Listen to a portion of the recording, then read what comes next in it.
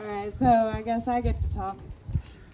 We heard about this family they go to my parents' church out here in Weir. And when we first heard, it was that they didn't have any water after the storm. And they brought their son that's in the wheelchair to my mom's house to bathe him. And that's all I really knew. And then it was like 2 weeks later, and I said, hey, did they ever get their water fixed? And my mom said no. So I was like, that's not okay. So we do music, and we do a lot of fundraisers around the area. And I was like, let's see what we can do. Let's put together something. And we come to find out their story is a lot more involved than that. They are in their late 70s. They've adopted 8 special needs kids in their life. They still have 3 of them in their 30s living at home, 1 in a wheelchair, and he is just a doll. They haven't had water for almost 2 months now. They have a hole in their roof. A lot of things are going wrong with their house. They had both of their mothers live with them consecutively for a year each before they passed for the last few years. She had a heart attack. She hasn't been able to do much. And we got in there, and it's a bigger situation than we anticipated, and it's more than we can handle on our own. But we've been over there cleaning up and doing what we can, and that's how we ended up meeting.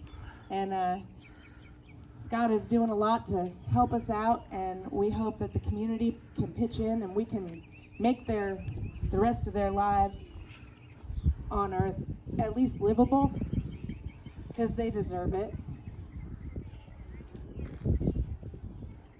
So just to speak on what Scott said, I actually don't own my own company.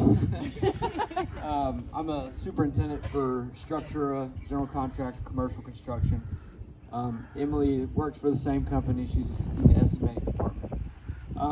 Right now we have Scott here with what they're doing, and with ABC Plumbing.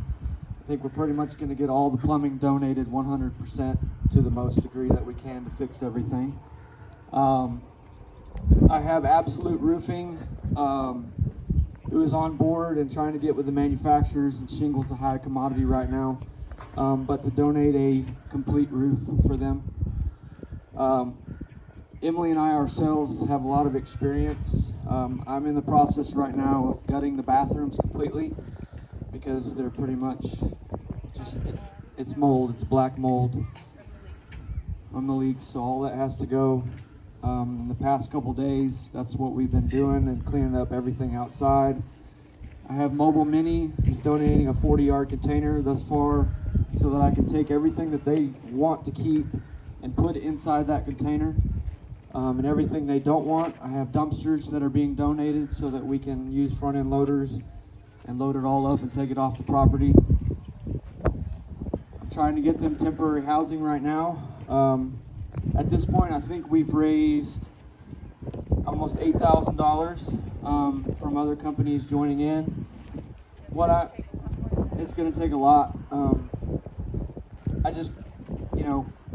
Bill talked to me yesterday, and he sat me down and he says,